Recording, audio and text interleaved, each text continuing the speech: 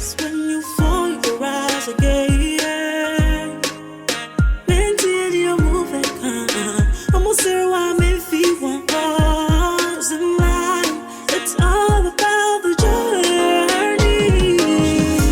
The journey. Asia Cassia and Coma baby, I will be a Adum TV. Now I just say, ye was or ye, the journey so and ya sign and Asia baby be a will be an. Na and no because Abena, why and Abena Edene Bremy or the Jenny's Annie, and they are entrepreneurs, Yama no Yunia Manum, Yunia Memano Mamofi. Achadiano Eyebre, a be in San Jumano and Yetsi Bonqua, and ye ebia, Onion Adianqua, and ye carpentry and a baby. Edian no so a chadio. Na obey ye, na ebeye ya, I just say who was say obey ye. And in Tibuna East has a ye by no, Yama maybe.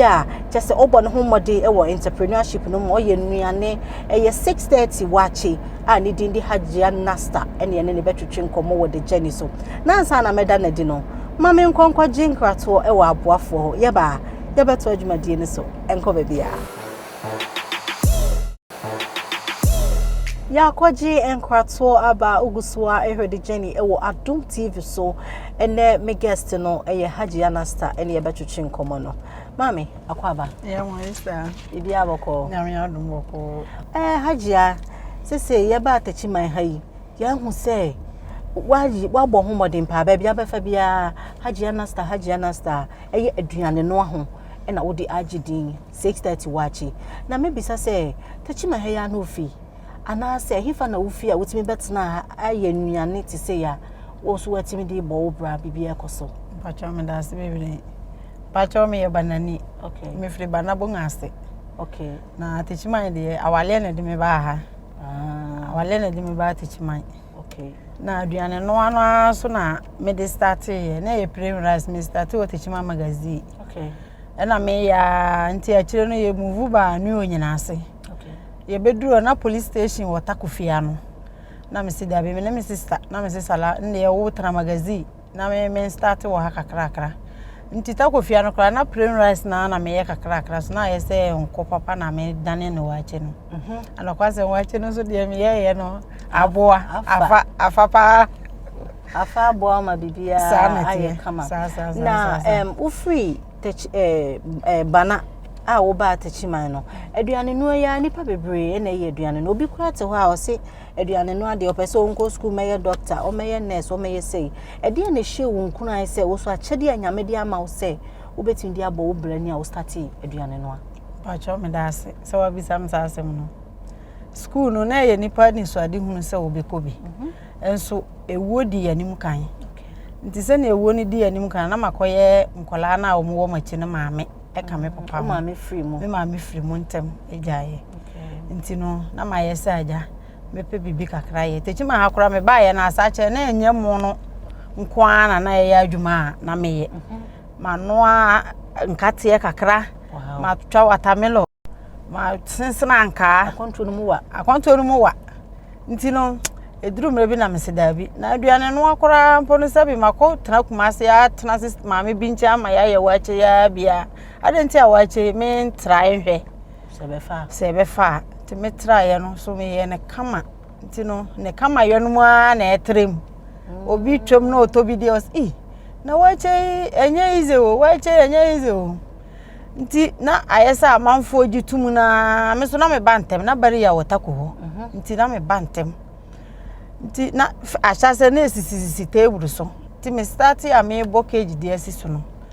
na boy na obi paint no na nje akora wo bantem o nti no sisi ya no e wo say ye pe time bi din bi e de to so na me so yo na ye twere 6:30 to so mame go aduane no kora mpo no 6:30 na da so kwa enmuru na to da 5:30 kora na e wo honom e wo animu ho o start ye adwuma yi meni so wona mfofo bebre be kasem na aduane no yi wanjai kopa adwuma bi sua obi bu wabam abra wo ye wadwen se wo de aduane no na nyame de achewa wo betim de aboa wo hu ne wabusua mpacho da bi obi amu mabam wo madamfo bia ne ho obu maba wo menua bia ne ho obu maba se na mesika aye no menua ba kwa na o ka me ho no so ba ye san sa aduane adwuma na me ye nti no eno sum na ono so bewura amu ono kura o wie JSS ba sa atam no na ahondensem ni ho se wo de betoa so nti ne me ye ya ne se nyame aye yadom na wahu ye mobo na ye ton na ye tode a yemfa ye re nyina nhyem na ye nte ho na ye nye ne yie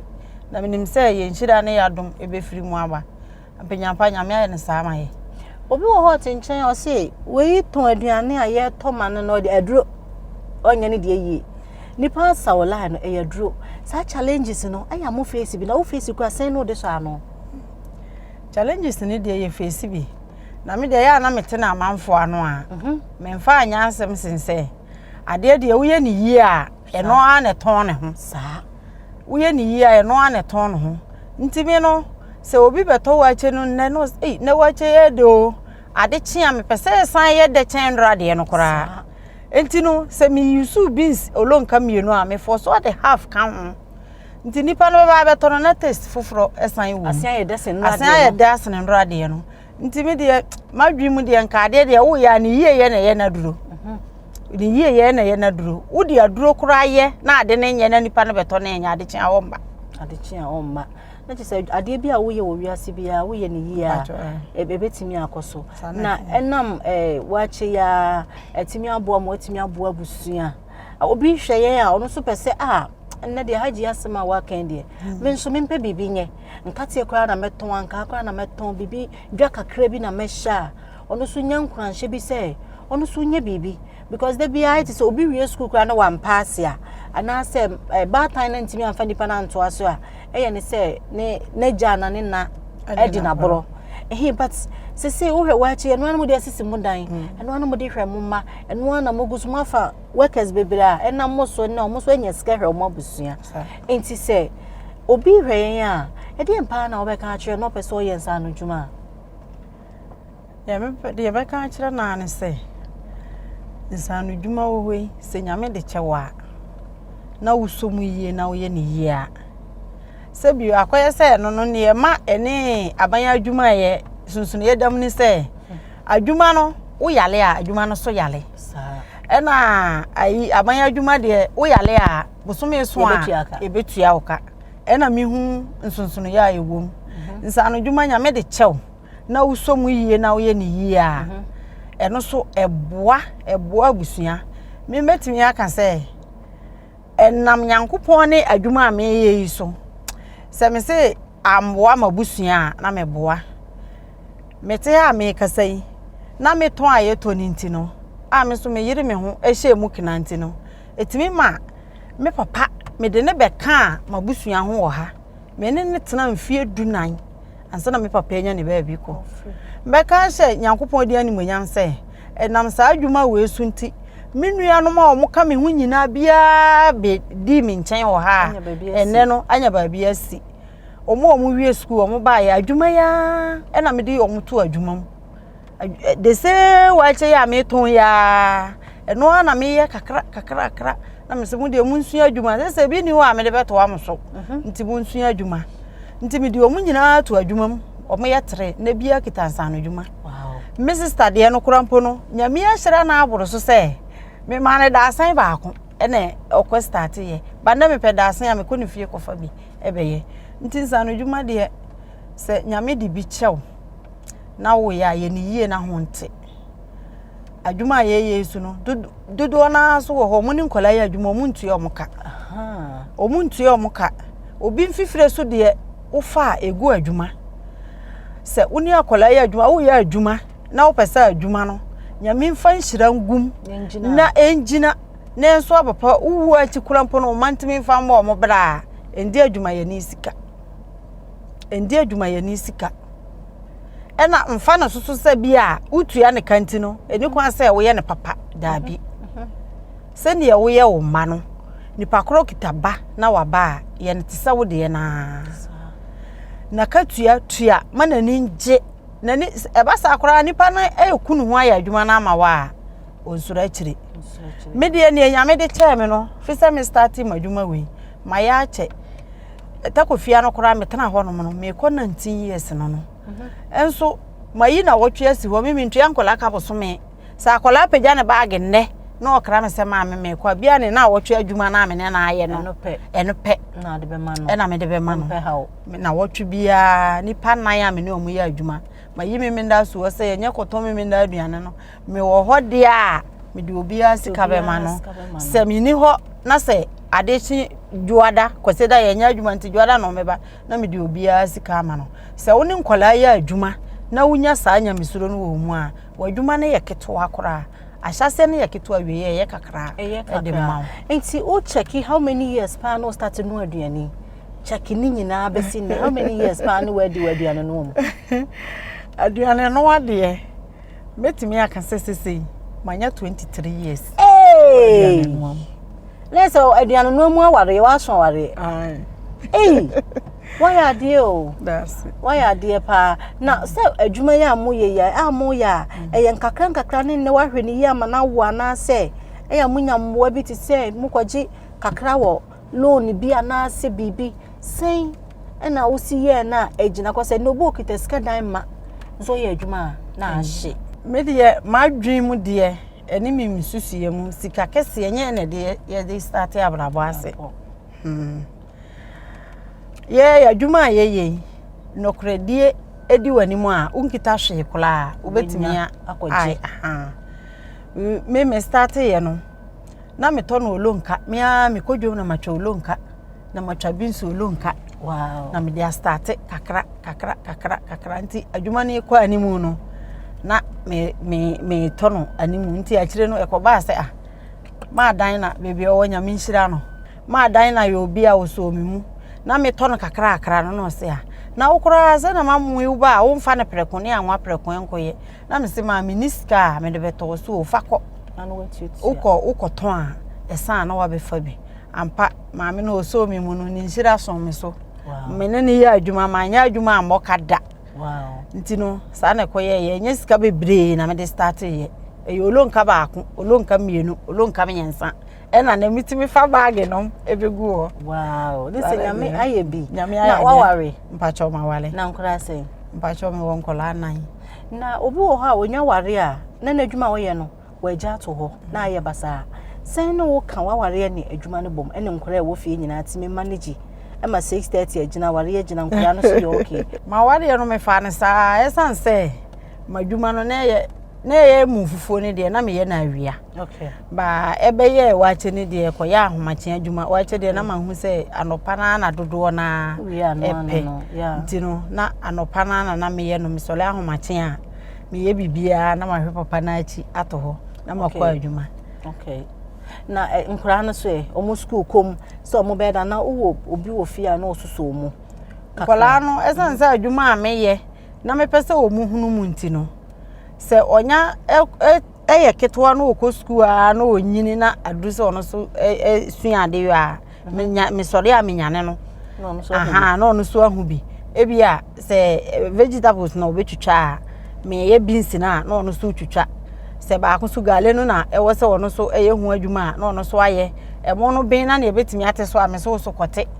nti se ketwa ka ho na ono be ko school a ezan se ka na be fanti adware ne ntentem no se driver no ko yi a na ye de na ono so akọ school wo kan de ma me so no ye aduane se ya nti ene wo ye twitwa salad no we hwa no ko so na we yi plate nti sa ema bebre wo ho a munyansa no dwuma gidini nyaska omo fie nti ama mema bebre oba edi yi a na eha no obenya o setena fie ya housewife enye se eye ne ya se oba bediye but ohun ni se ska eba ma binum nsema ahomaso ne ahantan no ohwa na abese na ware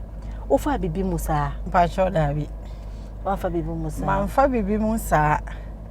me esan se mi kunu no na odo like me fa ne se mi nua no nyina betena me nchen okay e na adwumayefo no e ka ho okay ba ono so de se me se mi nua no betena me nchen na obu omu anim nimtia na madi toro okay do na mene na ankasa de ye ta ye de sa wale de omu a kasa kakra be bo no ha adwen nti so ha adwen ha adwen pa nti no o de ba na ya ye ba enhye da anya kese sa mamfa ne se bia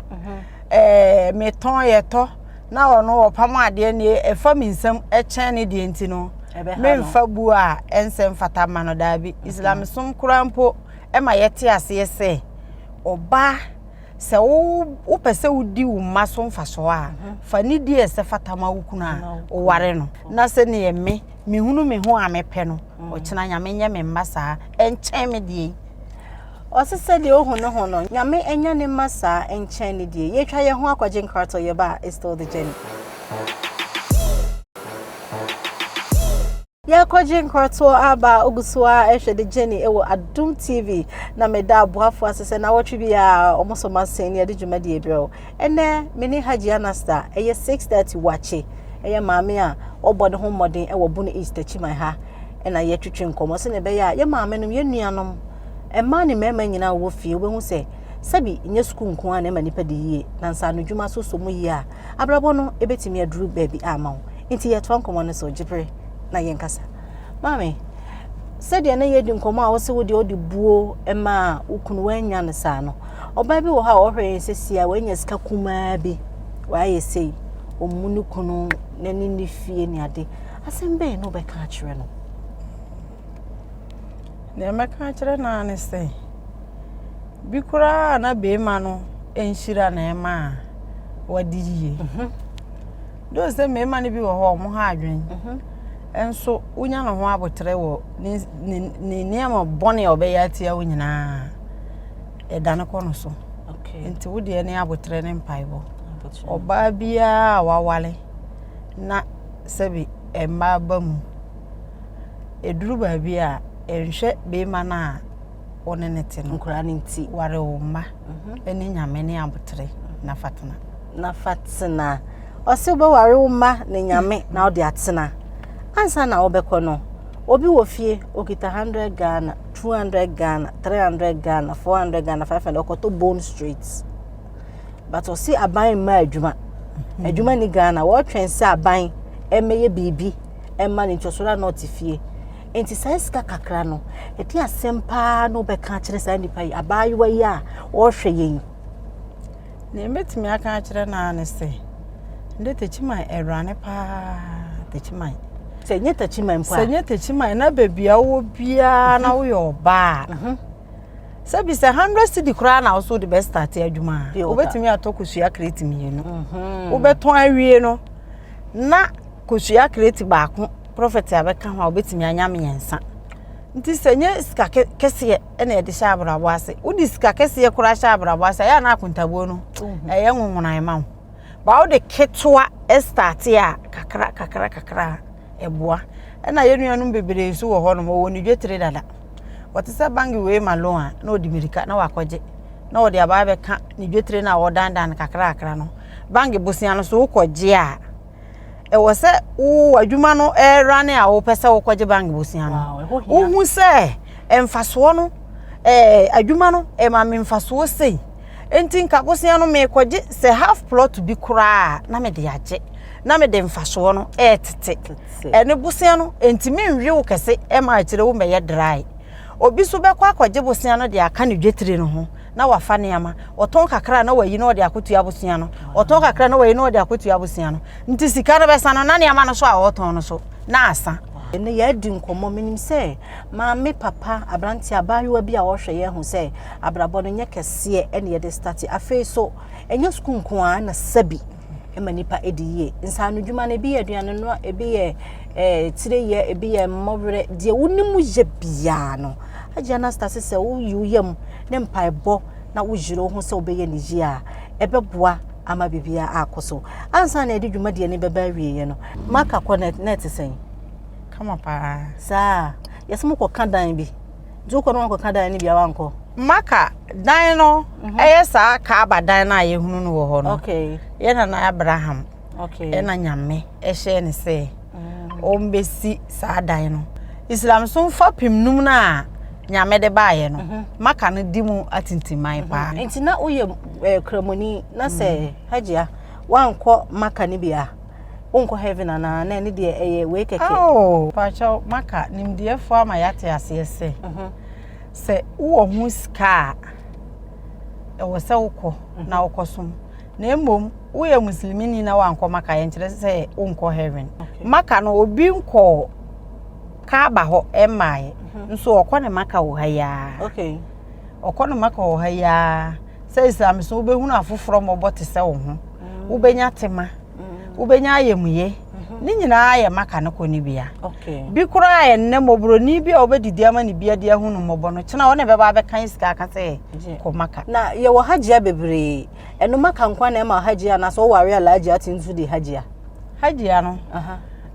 se wo nana bi di hajia na ye do to hajia ye be frɛ wo hajia okay itinya hajia nyina na ye maka ala nya hajia nyina na ye maka okay ye da se nyame enhra obibia wo so a wo tsena se ehwe de Jenny nyame enhra se mo nhwe dwumade ye anka ye nduru ba bia ye du yaba bunu east ye beto aso Kumase na mi se ebekoso pa enti ba bibia wo bia gibre se ye wo ma ne se ye wo ye de afutu ebro ne ye de anije ebro edu ba bia afutu so eba abrabo ma etenetene no ema bibia eye kama enti season we de ye de anije kakra na fe de afutu kakra so na ma abrabo no atene aha ena bre be ma medi dwumade esi na nsa na mekọ no ma menda aboafo a aso mensa na medi dwumade ebro ba bibia wo eye give us clean care osi wo ba obesiesie fie amafie a ye fede a kope give us enwuma ni nyina omoniama ni bi odi bi popa form odi bi google toilet sim sink no na emu enti kama afa lip tomato fo se ye benu aduane o hajia lip se hajia wa chei eye deide no ani lip tomato paste enti the lip ni bi ye hyeto ne abomu ne nkwan na bibia ba ye kama ye wie no ne the time herbal mixture to aso time for say malaria abai and tontomaki kaye de yare ba mesro e ma malaria me fa won kwa asamando unya time herbal ni binoma apomudi ni bagina ama bibia ye kama ye wie a na fe eye nyadua herbal mixture nadua fo so say se unya bi na bibia eye kama sa wo yare bia onum nyadua ebetimi aboa empanyifo e ne Adom TV ene so mase me amedi dwumade ho chia me bi den e di Abena Ghana abunofo agudie brekum de hye